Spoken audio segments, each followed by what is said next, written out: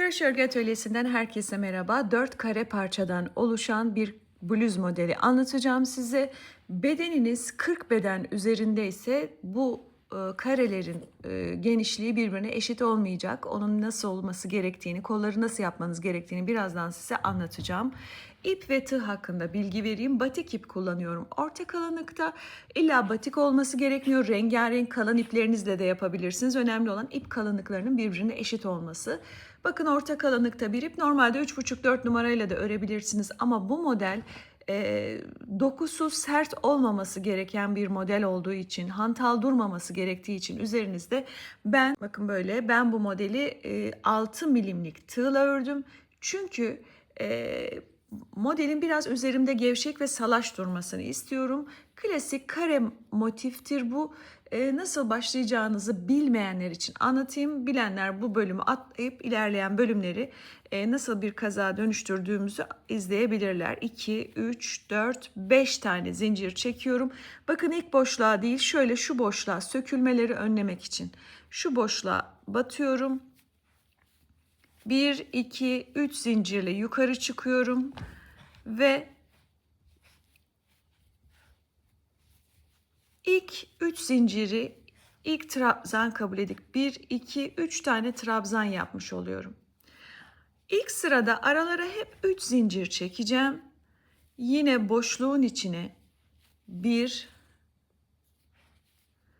2 ve 3 tane trabzan yapıyorum. Tekrar 3 zincir çekiyorum. Yine 3 trabzan. Bakın şimdi 2 blok oluşturduk. 1, 2.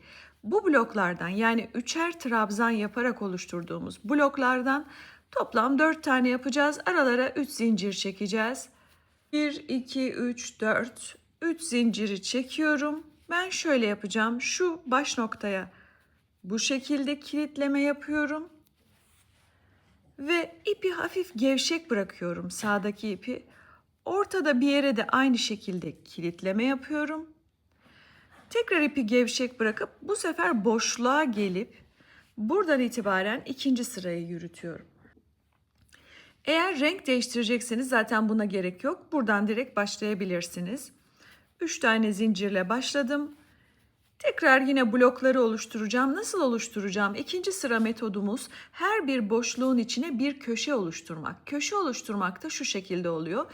3 trabzandan oluşan bir blok yapıyoruz. Araya 3 zincir çekiyoruz ve tekrar aynı boşluğun içine 3 trabzandan oluşan bir blok daha yapıyoruz. Her bir boşluğun içine bir tane blok oluşturdum. İkinci sıra modelin köşelerini oluşturduğumuz sıra.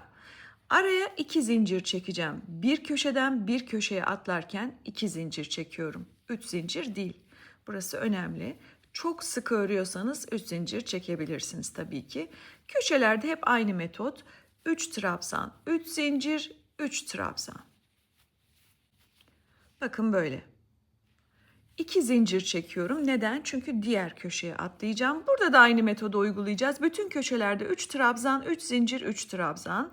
3 trabzan, 3 zincir, 3 trabzan. Köşeden köşeye atlarken de hep 2 zincir yapacağız.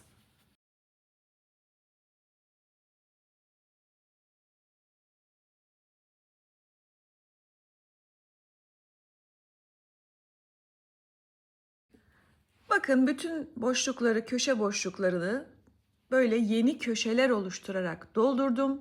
Şimdi 2 zincir çektim ve buraya kilitlememi yapıyorum.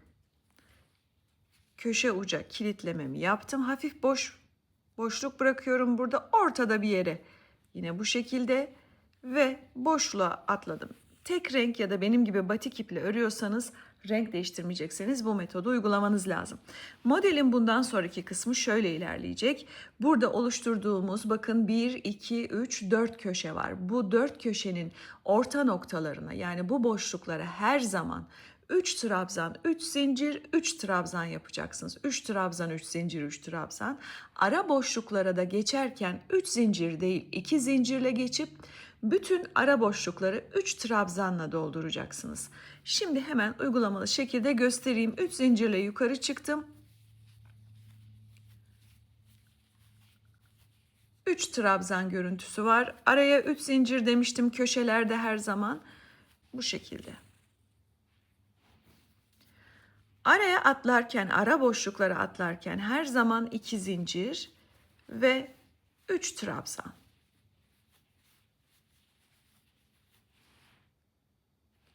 İki zincirle atlıyorum diğer köşeye ve buraya da bahsettiğim gibi 3 trabzan, 3 zincir, 3 trabzan. Bakın köşelerde hep aynı metot. Ortada 2 zincirle atlayıp 3 tane trabzan yaptım. 2 zincirle ortaya atlıyorum. Burayı da 3 trabzanla, bütün ara boşlukları 3 trabzanla dolduracağız model boyunca. 2 zincirle köşeye gelip köşe metodunu uyguluyorum. Anlaşılmayan bir şey olmadığını düşünüyorum buraya kadar. Bakın komple ördüm. Arayı da doldurdum. Sıra sonuna geldim. Ve yine 2 zinciri çektikten sonra buradaki uca kilitlememi yapıyorum bu şekilde. Biraz ipi uzatıyorum. Ortada bir yere tekrar kilitleme yapıyorum ve boşluğa bu şekilde gevşek bırakarak tığımın üzerindeki ilmeği ilerliyorum. Bütün model boyunca köşelerdeki metot hep aynı. 2 tane ara boşluğumuz var bu sefer. Bütün ara boşlukları 3 trabzanla dolduruyoruz. Aralarda çekeceğimiz, köşeye gelene kadar çekeceğimiz zincir sayıları hep 2 olacak. Bakın 2.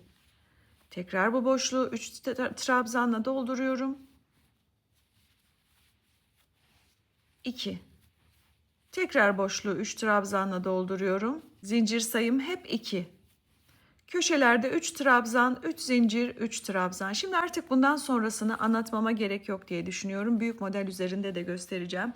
Bir sonraki sırada yine köşeleri aynı metotla yapacağız. Aralara 2 zincir, 3 trabzan, 2 zincir, 3 trabzan, 2 zincir, 3 trabzan. Model büyüdükçe araları hep 3 trabzan, ara boşlukları 3 trabzan olarak çalışıyorum. Göstereyim size şimdi. Bakın burada büyük model üzerinde göstereyim. Burası göbek noktası. Bakın aralarda buralar köşelerimiz, köşeler, köşeler, köşeler ve aralarda hep 3 trabzanla çalışıp köşelerde aynı boşluk içine 3 trabzan, 3 zincir, 3 trabzan. Aralar hep 2 zincir.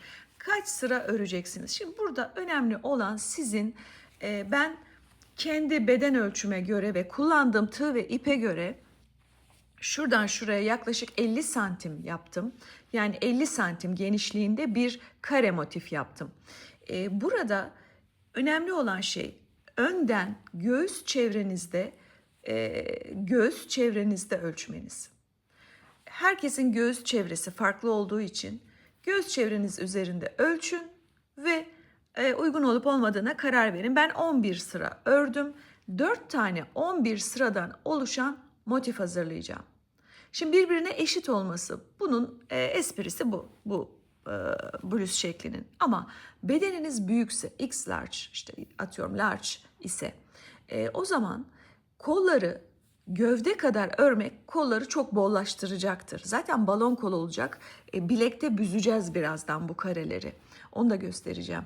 O yüzden sizin bedeniniz kaç olursa olsun 11 sıranın üstüne çıkmayın kollarda.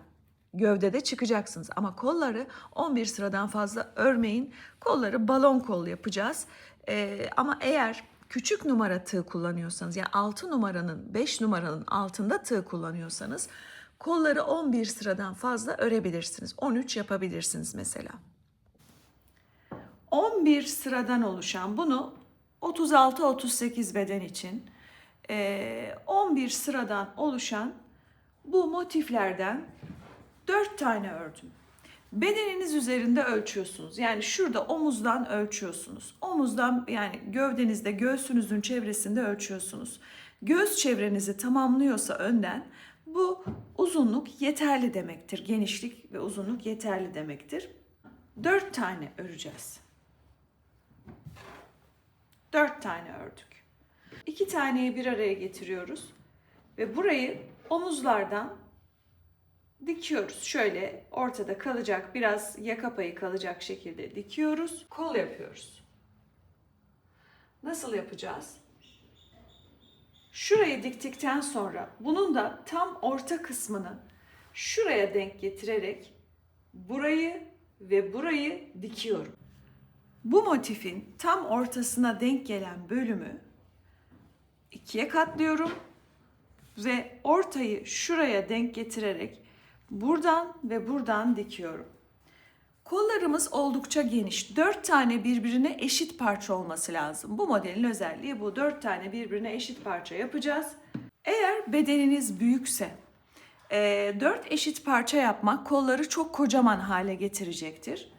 Benim size tavsiyem, eğer bedeniniz 42'den büyükse, yani 42, 44, 46, 48 gibi ise şu kol motiflerini 11 sıradan fazla yapmamanız. Çünkü kol çok uzayacak, çok genişleyecek, o zaman hoş durmaz. Dikiş işlemi bittikten sonra kollara lastik öreceğiz. Şu diğer kola lastik öreceğiz ve buralara, bakın, etek uçlarına, yani bel bölümüne lastik öreceğiz. Bu nasıl olduğunu birazdan size göstereceğim. Kolları nasıl öreceğimize gelelim. Bu kol ucu, bir karenin bir ucunu kol ucu yapıyoruz. Şuradan itibaren, şu köşeden itibaren daraltma işlemine başlıyoruz. Neden? Çünkü balon kol olacak. Burada biraz daralması lazım. 1-2 tane zincir çekiyorum. Bakın, köşeden başladım. İpi tığın üzerine aldım. Şimdi şu köşede şöyle ortaya bir yere tek seferde yukarı çıktım. Bir yarım trabzan yaptım. Sonra şu boşluğa atlıyorum. Böyle tek seferde yukarı çıktım. Bir trabzan. Burada karenin üzerine, dolu karenin üzerine bir tane yarım trabzan. Boş tarafa bir tane. Büzme işlemi yapıyoruz yani. Buraya yine bir tane. Yani bir dolu kutucuğa, bir boş kutucuğa birer tane yarım trabzan yaparak sıra sonuna kadar gidiyoruz. Böyle bir büzme işlemi gerçekleştirdim. Şimdi bileğimde bunu ölçeceğim. Bakın, bu şekilde. Şimdi bu benim için yeterli olmayabilir. Bu kadar sizin için yeterli de olabilir. Yani biraz geniş isteyebilirsiniz. Ben biraz daha daraltacağım. Daraltma işleminde hep yarım trabzanı kullanıyorum. Daha sağlam, daha tok bir görüntüsü olduğu için. Yukarı çıktım. 2. sıradayım. 2 zincirle yukarı çıktım. Bakın. Şimdi ipi tığın üzerine aldım. Buraya bir boşluk atlıyorum. Tekrar yine bir boşluk atlıyorum. Boşluk atlayarak gideceğim. Baktım bu çok dar oldu. Tekrar söküp bir kere boşluk atlayıp diğer sefer boşluk atlamayarak ilerleyebilirim. Yani size fikir olsun diye söylüyorum. Baktınız dar oldu, hoşunuza gitmedi, sökün. Bir seferde bir boşluk atlayın, bir seferde atlamayın.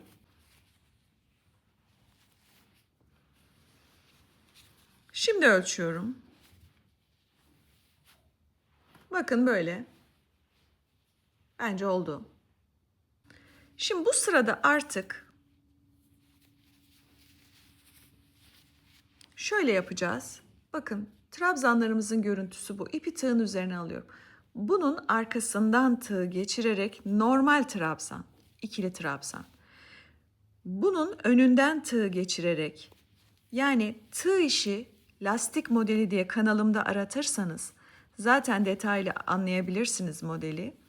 Tığ bir önceki sıranın trabzanlarının bir sefer önünden bir sefer arkasından geçirerek tığ işi lastik modelini oluşturabilirsiniz.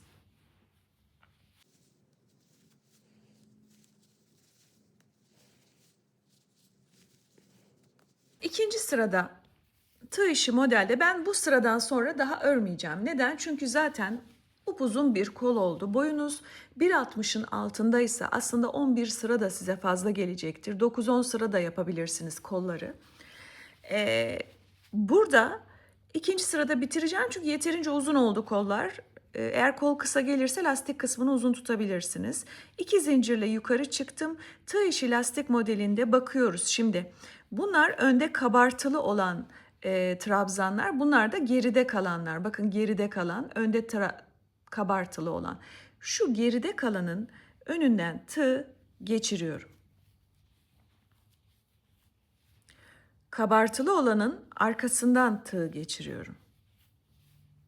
Önünden tığ geçiriyorum. Bunun arkasından tığ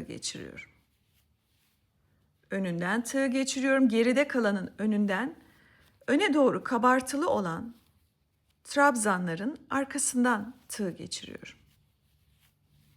Bu şekilde. Bütün modeli bunun üzerine kuracaksınız. Öndeki trabzanların arkasından tığ, geride kalanları bakın es geçmeyin, arkada kalıyorlar. Onların da önünden tığ geçirerek tığ işi, lastik işlemini büyütüyorsunuz. Şimdi önemli olan önlerde ne yapacağız? Ön ve arka gövde kısmının lastiğini nasıl oluşturacağız? Gövde kısımda lastik örme işlemine başlayacağız şimdi. Köşe kısmı bulduk. Buradan tığımızı geçirdik. 3 zincirle yukarı çıktık. Birinci trabzanın sağ tarafındaki tepe noktasına bir tane trabzan. İkinci trabzanın tepe noktasına bir trabzan. Üçüncü trabzanın tepe noktasına bir trabzan. Boşluğa bir trabzan.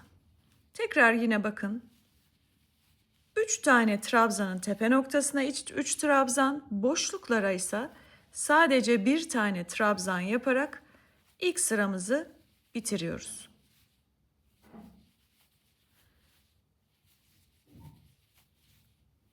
Eğer çok sıkı örüyorsanız, burada ciddi bir daralma olursa tek trabzan yaptığınızda boşluklara 2 trabzan yapabilirsiniz boşluklara.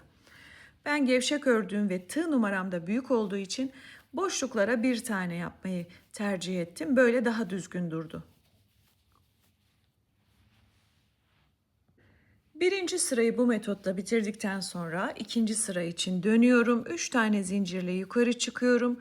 Bakın ilk trabzan değil, ikinci trabzan arkasından tığımı geçiriyorum. Normal klasik az önce anlattığım tığ işi modeli, tığ işi lastik modelini burada uygulayacağız. İkincinin de önünden tığımı geçiriyorum.